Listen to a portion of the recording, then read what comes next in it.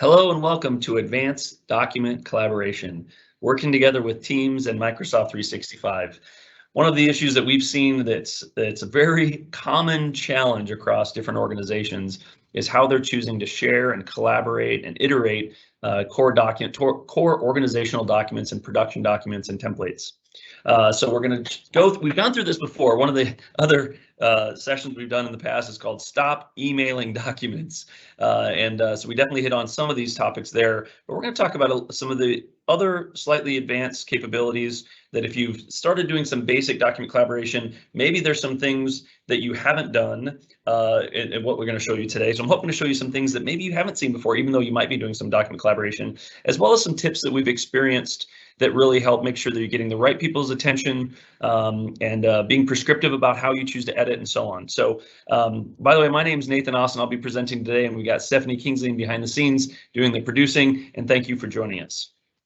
All right, so today, as I mentioned, this is a how-to session. We are going to walk you through these key tips and tricks and some capabilities to really help solve some of the common problems that we have heard from. We have experienced ourselves as people that collaborate together at MyTech, as well as through the different organizations we've worked with over the years, as far as common problems and challenges that they've seen, or a maturity and an evolution of how they start adopting some of this technology. So we're going to review some of those common challenges we've experienced, as I mentioned. We're going to go through a demonstration. That's going to be the majority of our time today. And then at the end, we'll open it up for some Q&A and some recommended next action items. So, and I always try and save a couple nuggets for the end to prompt some questions as people are thinking about it. But by all means, use the Q&A panel. If you have any questions throughout the session, we're gonna go through the content and then we're gonna open up for questions at the end. But at any time, if you have a question, please go ahead and use the Q&A panel to throw a question in there. And Stephanie might be able to either answer it offline or we'll answer it at the end. All right, before we dig into the content, just 1 minute about MyTech. We are a small and medium business consulting IT services organization. We work with organizations that are 15 to 500 employees. Over the last 21, almost 22 years in business, we have developed a proven IT strategy. One of the things I like to say is it's not the only IT strategy that's out there, candidly, but it's one that we know works really well and delivers consistent, proven results for our clients. So our goal ultimately is to remove IT challenges for you, because you know what, as businesses, IT is one of the problems you have to deal with, but we hopefully by removing them, you can focus on serving your customers better and being more adaptable to other business challenges that we all inevitably face, like the Great Resignation from last year and all the challenges that we're all having in that regard. But working together, our clients achieve 4 times more value and productivity from their IT investments. So I know that's not why you're here today, but if you'd like to talk about that, please raise your hand. We'd love to have a chat. Otherwise, let's get into the common document collaboration challenges, again, that we've experienced personally, as well as what we've heard from other clients over the years. All right. Common needs and document collaboration challenges. I put needs in there because I feel like there's common capabilities that people want and they really need in order to have effective document collaboration, as well as challenges that we probably, if you haven't used some of these tools, that you might be still struggling with. So for instance, for those of you who are still emailing attachments to folks, again, unless it's some external party that you've chosen not to allow external sharing, I would definitely recommend, if you're doing any internal emailing of attachments, stop that. You can stop that today with the information that we're going to talk about, and that will dramatically help you, I think, keep track of some of the things. Because one of the problems with emailing documents is combining feedback. So you send out a document, and then that person might forward it to multiple people, and they might forward it back and reply back. And now you have, I don't know how many versions of the same document with lots of different edits from lots of different people, and trying to pull that all together. I can't imagine how much time that takes. So that's one of the challenges that we see people struggle with. And then when you do that, well, who has the current version of that document if you've been emailing it around? So trying to keep a source of truth is one of the common problems that we see in the under the context of document collaboration and editing templates, etc. Hopefully, if you move towards the SharePoint and Teams world, you've no longer received the very common, sorry, this file is locked for use by XYZ person. If you're still using a file server for some of the file collaboration, I would strongly recommend you consider some of these things we're going to talk about today, because you can eliminate the file locking issues that you experience on a file server. One of the other common challenges that we see across organizations is how do you iterate? How do you create document templates and core checklists and procedural documents? And those are like source of truth documents for your organization. Put them in a common place, but how do you iterate them? And how do you potentially make sure that people are on the same page about how to move those forward? So those are common challenges. And some of the things we're going to talk about today are tips. There's some still yet more advanced things that can happen relative to change management. But you know, when you think about those core document templates and you want to collaborate on those or iterate those, a lot of the stuff we're going to talk about today really can help you address that and be more effective at doing that, the creation and iteration of those documents. And of course, part of that is team member collaboration, but there's lots of different reasons for team member collaboration, whether it be inside of a department, whether it be just one or two people, across different departments or cross-functional. And sometimes one of the tips that we're going to show today is like you might have a department of or a group of people that might be say 10 people or 8 people, but you really only want to get illicit feedback from 2 of them. Well, how do you communicate that in a way to really call the attention to the 2 people that you're really looking for feedback? So those are some of the collaboration challenges and needs that we've experienced and heard from our clients. And we're going to cover how to helpfully address those today and be more effective and efficient in the document collaboration. All right, so here's the demonstration. I am going to switch over to my Teams environment to dig into some of the key points. So I'm going to just kind of go in order. Like this is the order of operations that will help you from us starting with sharing the information, sharing a link to version control all the way at the end. So for instance, I'm going to start, I'm going to use the marketing team as an example today. So I'm in the marketing team general channel. So the first step I'm going to touch on is where are the places you can go to generate a shareable link for a document for that you want to collaborate, and elicit feedback. So I'm going to move up here to the Files tab. And I've actually chosen this annual meeting agenda document. So there's a couple different ways you can generate a shareable link. I'm going to show you here within Teams. Again, this is a view into SharePoint, but there's slightly different features and capabilities when you're looking at SharePoint through Teams versus SharePoint. So I want to show you that. So right now, let's say this document is what I want to collaborate on. I want to get a shareable link. My favorite way to do this from Teams is this little breadcrumbs. Now notice you have to hover over the document in order to see this field, to see the breadcrumbs. So you click on the breadcrumbs and notice right here, there's a possibility to copy a link. Now, when you see this next screen, it said basically, all right, link has copied. But notice there is an option to say, well, what are the permissions? What are the settings I want associated with this link as far as when I'm requesting people to collaborate and elicit feedback? So I'm going to click on this little button here and notice you're going to see this screen. This is the same screen that you're going to see in these other areas as well. It's just a slightly different way to get to it when you're within Teams. But notice a little public service announcement. The anyone with the link is grayed out. I was, again, a public service announcement. I like to call that out because by default, and I really appreciate that Microsoft does this, by default, external sharing of documents from within this environment is turned off by default. So now, so what that means is it's good because you can't accidentally share something externally that you shouldn't be trying to share externally. But it does mean that if you do want to enable external sharing, which is not, external sharing works exactly the same as internal sharing. It's just you have to allow the permissions first. So somewhere as your IT admin has to identify, and you should identify an area where you can save documents that you want to allow external sharing if that's something you wish. So anyway, that's just a public service announcement there. But anyway, these are some areas, these are things you can select for this link. Say people with existing access, for example. Or if you select people in your organization with the link, you can choose to say allow editing or not. You can also choose to block the download or not. So there's some of the settings you could choose if that's something that you want relative to applying the settings that you want or the permissions that you want to the link. In general, though, using the marketing team as an example, I'm sharing a document from the marketing team to other people in the marketing team, and I'm going to create a spot to collaborate. So I'm just going to choose people with existing access, hit apply. And then I'm going to go ahead and copy that link. But actually, I'm going to copy it another place too, just to illustrate the point. So I'm going to go ahead and close that. The other thing, if you notice, once the copy link button is also up here only once this checkbox, this little check circle is checked. So I'm going to uncheck this, and you'll notice that this will go away.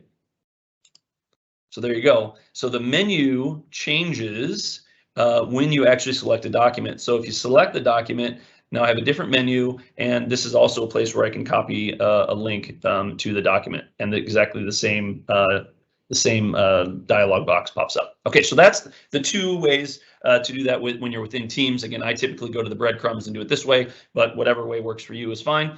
The other thing, so I'm going to unselect this. Notice once I do that, the Open in SharePoint button is visible. So I'm going to hit Open in SharePoint. So now what I'm doing is I'm opening the marketing team SharePoint site and the general folder inside of SharePoint. So in SharePoint, you actually have multiple ways to find and get a shareable copy of the link as well. Surprise, surprise. So again, I'm going to focus on the same document. Notice when I hover over this document, not only do I get breadcrumbs, of course they're vertical now versus horizontal, but I get a little share button here as well. Notice, so I can click that. Slightly different here, but when I click on this link here, it's basically the same.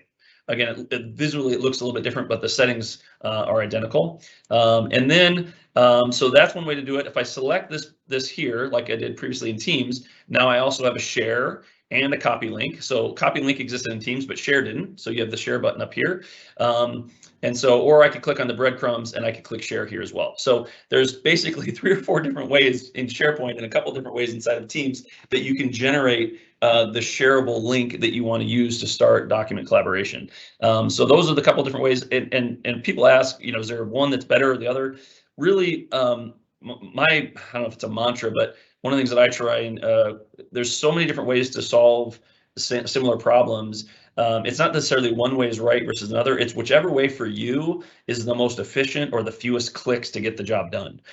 So if you're in SharePoint, copy the link from SharePoint. If you're in Teams, copy the link from in Teams. Whatever is the fewest clicks for you to accomplish what you're trying to do is what I would suggest is the best answer. Okay, so now let's actually, I know I've copied the link before, but I'm gonna copy it again. If you wanted to copy it right into an email, again, choose the settings that you want to choose, okay? And you could actually just type a name and type a message and it would send it to them. Or I could click on the Outlook button here and it's going to open up Outlook Web Access and it's going to insert the link. There we go. So notice how it inserted the link, but it also then kind of visually made it look nicer to say, put the title of document and hyperlinked it for you. So this is something you can do to share really quick and easy if that's how you want to do it via email. I actually find email is not my favorite way to share and collaborate on documents. I feel that Teams, and I'm going to show you the way that I feel is that is the most more valuable way to do it, or the most efficient way to do it, or creates a great collaboration space for you to do it is a Teams post, and I'll share that with you in a moment. But if you do want to choose email, it's as simple as clicking share and clicking on the email button, which will pop up an email, and you could just type that and then send that along. Now, because it's a link, again, going back to that public service announcement, this still means that if you send this to an external person, someone outside of your organization, they will not be able to open up this document because it's not an attachment, it's a link, and the permissions apply to the settings of that link that was stated previously. As I noted, it doesn't allow external sharing by default. You'd have to turn that on if that's something you want to be able to do. So this is the example of, excuse me, email. I'm not going to go deep into that because I actually would love to encourage people, if you're collaborating internally, stop using email to do that. Use Teams. It's fewer clicks to get it done. So, all right, so I'm going back. So now I'm going to copy this link. Say people with existing access. I'm choosing that because that's, again, choosing the marketing team. So people on the marketing team are the ones that I want to have access to this. And I'm going to hit copy link. So now I have the copy. And I'm going to go back into Teams. Excuse me. So into Teams, now I'm going to go into posts, and I'm going to start a new conversation down here. Actually, one quick thing, because I'm going to illustrate a point. I'm going to really quick show you the membership of the marketing team. So if I want to know the membership of the marketing team, which I'm on the team, I would know this, but to illustrate the point, you click on the breadcrumbs next to the marketing team here and hit manage team, and it'll tell you who are the owners and members and guests of the marketing team. So for instance, I'm actually going to share this with Stephanie and JF. I'm going to illustrate that in the post, but notice I'm not sharing it. I'm team member and standard user, department leader. These other people will have access to it, but I'm going to call them out specifically because I want their feedback in particular. So I'm going to go back to the general channel again. in the post tab, I'm going to start a new conversation. One of the other features of Teams in the channel section, again, because this is a general as a channel of the marketing team, is there's this little format button down here, and it's such it's a very often overlooked capability. One of the reasons why I like it is because you can add a subject, like please help with feedback for the annual meeting agenda. So I can create a title, and then I can tag. I'm going to hit the @ symbol, and I'm going to tag Stephanie here, and then I'm going to say and I'm going to tag Jonathan JF here. So I'm going to tag both of them. So now while the other team members can see this post, I'm specifically calling out Stephanie and Jonathan to help elicit feedback. So it's going to create an extra alert for them, and they're going to get an extra notification that, hey, you were tagged in a post. So I'm really, this is that tip where you're really trying to call out specific people that you want to elicit feedback. It's not that I'm not welcoming feedback from the other folks, and if they give me feedback, great, but I really need feedback from Stephanie and Jonathan, so I'm choosing to tag them. So I'm going to say, please help review this annual meeting agenda and provide feedback. Okay, so what I'm going to do now is I'm going to highlight this annual meeting agenda, and I'm going to use this little icon here, which is insert a link. So I'm going to do that. Now remember, I copied I got a copy of the link, so I'm going to go ahead and paste the link that I copied previously. Again, that's why you want to do that first. So get the link that you want first, and then paste it in here. And now that creates a link, and it says people with existing access, even though that's not the one. Yeah, that's the one that I chose. So it kind of tells me what that is. Probably gives me the chance to change it there, I'm guessing, because I'm the owner of it. Oh, it does. Awesome. I hadn't tried that. But you can change it if you're the owner of this until you actually post it. Once you post it, changing the settings is done.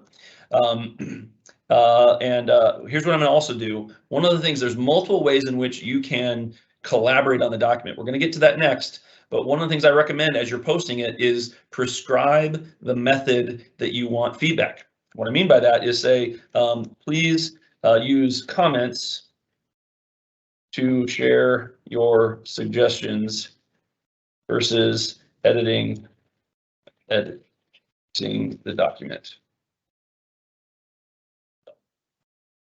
I'm going to show you what that means. Thank you, Nate. I hit post. So now I've created a subject line. Please help with feedback for the annual meeting agenda. I've tagged Stephanie and Jonathan. I've linked the document. So now they're getting an alert that says, hey, you've been tagged in this request. It doesn't mean they have to do it instantaneously, but now they've been tagged, and so they can come in here and just click on annual meeting agenda. And I actually don't want to open it in Word. I want to open it in the browser. So I'm actually going to click on here, and I'm going to open it up in the browser. Okay, so now I'm opening up this document in the browser. And so you can see along the side here, for one, you can see that Stephanie's actually here. I've tagged her in it and she's here. I see the indicator up here that she's here, and she's made some comments. And so I can actually highlight this area here and right click, and I'm going to make a comment. And I can actually tag Stephanie here too. Stephanie, could you please review this outline in particular? And I can actually hit assign, but I'm tagging her, so that's just going to tag her, and she's going to get a visibility anyway.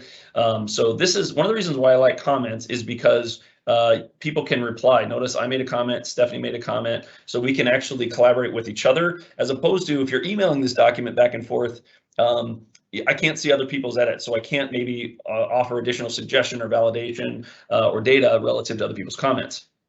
So that's one of the things I want to show you, is using comments. The other way, and if you notice in the browser, I specifically wanted to open it in the browser because in the browser, I have the possibility of toggling this here at the top, which says editing, make any changes. Now I prescribed and I requested that people use the comment capabilities, but if you notice, there's a reviewing option where it says add comments and suggest changes. What this effectively does is turns on the track changes capabilities if someone does come in here and accidentally make an edit, for instance, I'm just gonna hit delete, it by clicking the editing to reviewing, it turned on the track changes capabilities.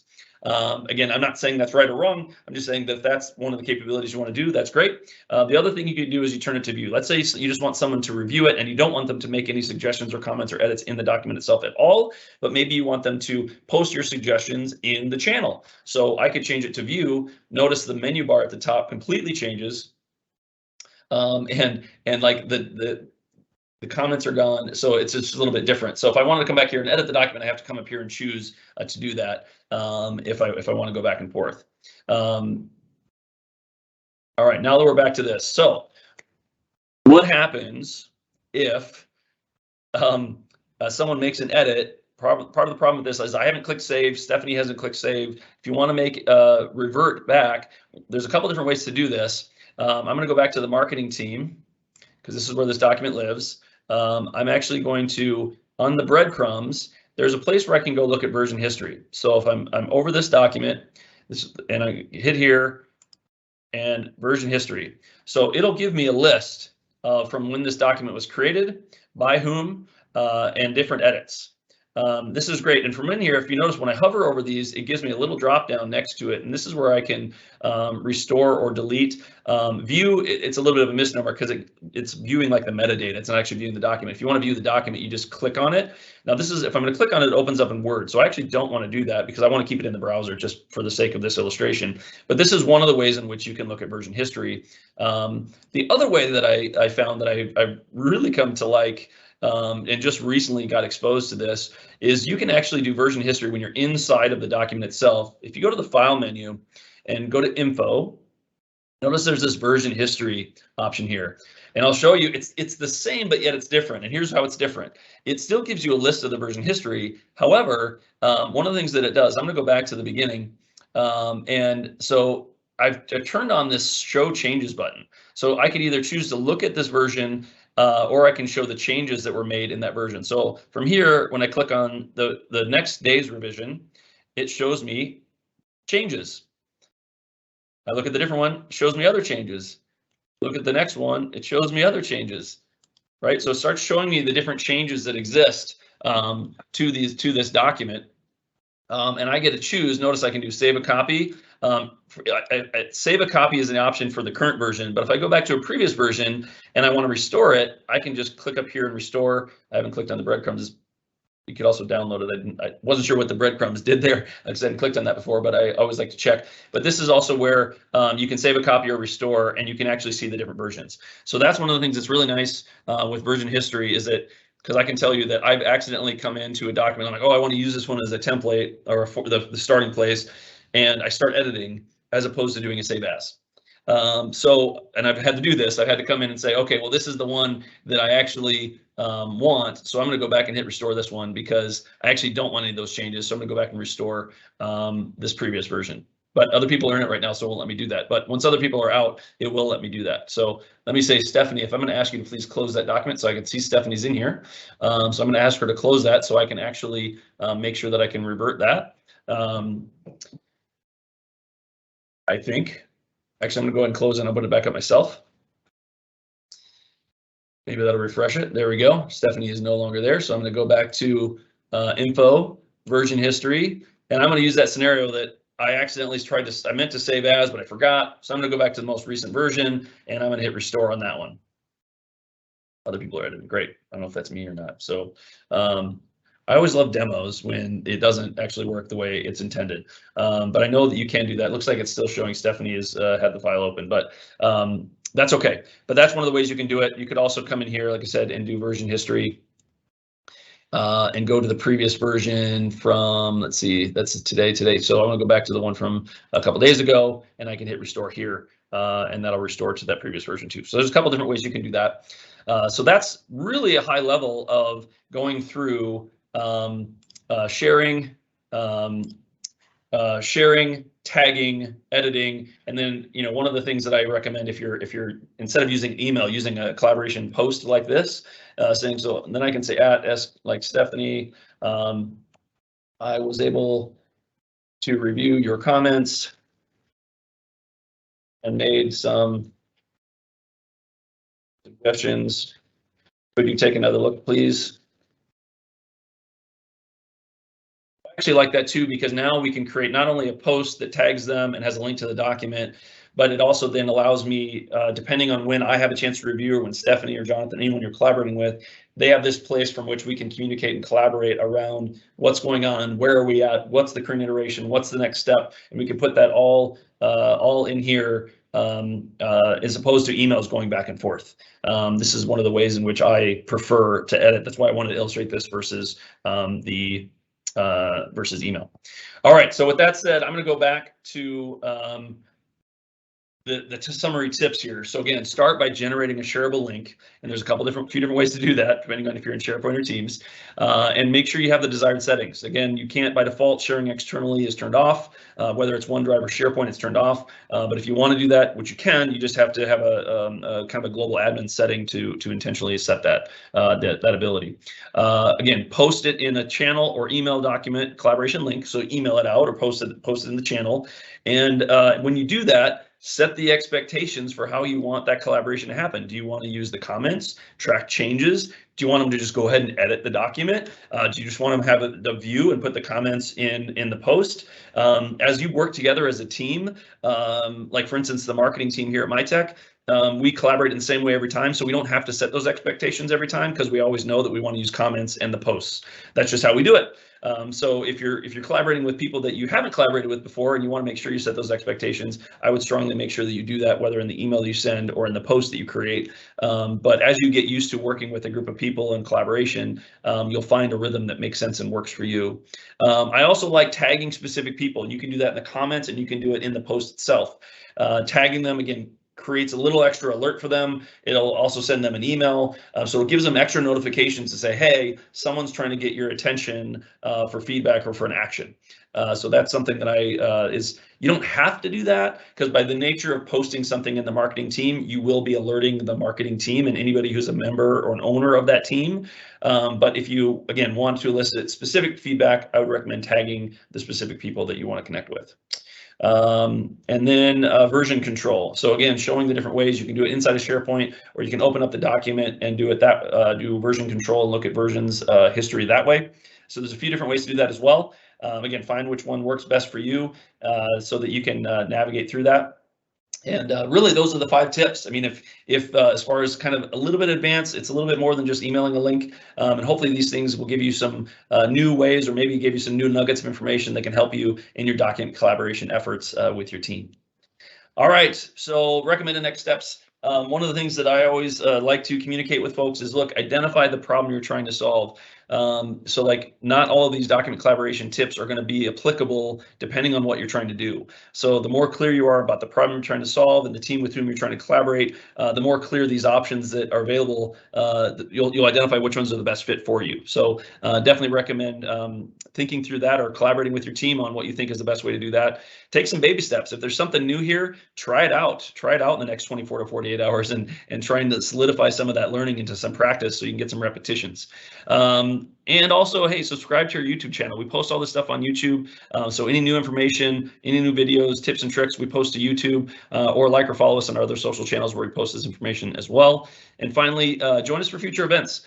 We typically have at least one event a month, if not a couple events a month, that are virtual or in person. Love to have you if it's applicable. They're oftentimes training and tips and tricks around Microsoft 365. So thank you all very much for joining us, and I'd like to open it up for questions. Thanks, Nate. There's no questions as of right now. All right. So while people are maybe thinking about questions, like I said, I always save a little nugget just to kind of maybe prompt some questions. There is a way, and Microsoft has added a little app or applet that allows you to possibly do the same kind of post, but do it and ask for an approval. So I'll give you an example of this. I'm gonna go back to my Teams environment, and I'm gonna start a new conversation. And notice again, there's these little icons down here that are oftentimes overlooked. I know a lot of people use GIF, so that's not GIF or GIF, whatever. But there's this little, where is this? There's this little icon right here called approvals. So I'm going to click on that. And so let's say, again, hopefully that the link to that document is still there. So I'm going to say it's a basic approval. I haven't created a template yet. I'm going to say, I'm going to ask Stephanie for, please approve this agenda. I'm gonna use that same document. So I'm gonna ask for Stephanie to approve that. So I really officially want some sort of a, I'm gonna require a response from all recipients, and I'll say, Stephanie, please review and approve this document. And I can click on here and add attachment. It's a little bit of a misnomer because I can also attach a link. So you can attach a document, but again, I'm going to add a link. Here's the link. Hopefully that works. I just hit Control V to paste that. And then, all right, so now I'm going to click that. Shows the annual agenda. And I'm just going to hit send. So this is a really basic capability, but what that's doing is it's using the approval app. If it's the first time you've used it, it'll give you another prompt to say, hey, I see you haven't used this yet. Can you just make sure that this is okay? So now what it's done is it send Stephanie a request, and it shows it shows in the channel. I can reply to this and note. Yep, there we go. And now it goes approved. So Stephanie saw the request. Just a second ago, it was showing pending approval by, so it did, for instance, this, like pending response. It had pending response of Stephanie, and then she just actually got the notification, was able to go in and officially approve. And so now I've got a documented kind of paper trail, if you will, a digital paper trail that this agenda has been approved, or this iteration or this version of this document has been approved. So if you think about from a change management perspective, if you're trying to make iterations to document templates or HR forms or checklists or any of those kind of production documents that help your team consistently execute whatever it is that you want them to do, and you want to make an iteration to it or a change to it, this is a way where you can actually make some change, send out some approval requests, and actually get some formal approvals before you move that document into a production state. So yeah, I found that out too as I was doing some research, and I also, every once in a while, Microsoft rolls this stuff out in different ways. So if this is really brand new, maybe you don't see it in your teams, but if not, you'll see it coming soon. But it's just this little icon down here. Once you click on new conversation, you can click on the approval button, and that's where that shows up. So you can do something like this and get a formal approvals. So with that said, again, I always like to say back a couple nuggets. Is there any questions that have come through from the Q&A yet? Yeah, there's one that came through. They're asking if there's a way to sticky or pin messages within the channel and or document. Pin messages within the channel. So if I click, so I'm on this, so let's say, I don't want to use it. Let's say I'm on this request, and I don't know, forgive me, because I don't know the problem you're trying to solve other than say pin, but is there a reason why you're trying to pin? Would be a great, if you have a second to maybe to elaborate on that, that would be great, because I might not be directly answering the problem you're trying to solve. But there are a couple things that I do hear from folks, I think relative to what you're asking, but I'm not sure.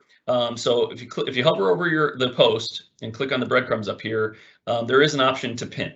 And I don't know if you're pinning it because it's a common conversation, or if you're pinning it because it's an action item that you want to make sure that you do. But one of the things that Teams has also come out with, and if you've used To-Do, or if you use Outlook tasks, or if you use Planner, which by the way, we have a session on Planner tasks to do that goes through that in more depth. But one of the things that, let's say for instance, I got this alert and I know that I want to review this, but I don't have time to review it right now. So I could mark it as unread, but I don't recommend doing that, because then you have stuff that's unread and stuff that's unread that you need to do something with. So if you come down to this more actions, notice there's this option to create a task. So you can actually, when you click on the breadcrumbs, come down to more actions and create a task, and it'll pop up a note about, and it'll by default say, please help with this feedback for the annual agenda. And I can then set a due date. I want to make sure I get this task done by tomorrow, or the end of the week, or whatever that is. And then I'm going to hit add task. So now what that does, and I'll show you, I haven't set this up, but it will show up. I'm going to come over here to more options here, and I'm going to go to tasks by planner. And now I'll show you that my tasks, I'm going to have a new task. Please help with feedback for the annual meeting agenda. So this is a way for me to be able to keep track of my tasks. because how many times do you get maybe a chat request or a Teams post request and you need to do something with it, or you want to do something with it? Well, you can do that by, oh shoot, I should have pinned that, sorry. should have pinned that. So I already pinned this one. Let's say this important HR stuff. I want to hover over this one and make this one a task. So more actions, I'm going to create a task. So I'm just gonna, say HR, I'll put it to the end of the week. So now if I come down here to my breadcrumbs, click on task by planner, and go to my tasks. Oh, this is the one. We converted that conversation from an old tenant, so that's why it's showing that. But this is the one that was showing up as the HR documentation. By the way, I also recommend pinning this. If you use task by planner, pin it to the side so you don't have to click the breadcrumbs every time. So you can pin and you can create a task. The comment that you made about pinning something in the document, I'm not sure what you meant by that. So I don't know if that answered that question or not. But usually what I hear from clarify, sure, they're please. looking to because they want to remember something for the future and not have to scroll or use the search feature to look for that conversation. Yeah. That's where you'd want to probably pin. Do what we did here is pin it. Yep. And that is all the questions that we have in the Q&A right now. Yeah. Awesome. Well, great. Well, thanks everyone for attending. I really appreciate it. I know that document collaboration is one of the most common opportunities that SharePoint Teams creates, but some of the confusion comes from it's different from using a file server, and B, there's lots of different ways to do it.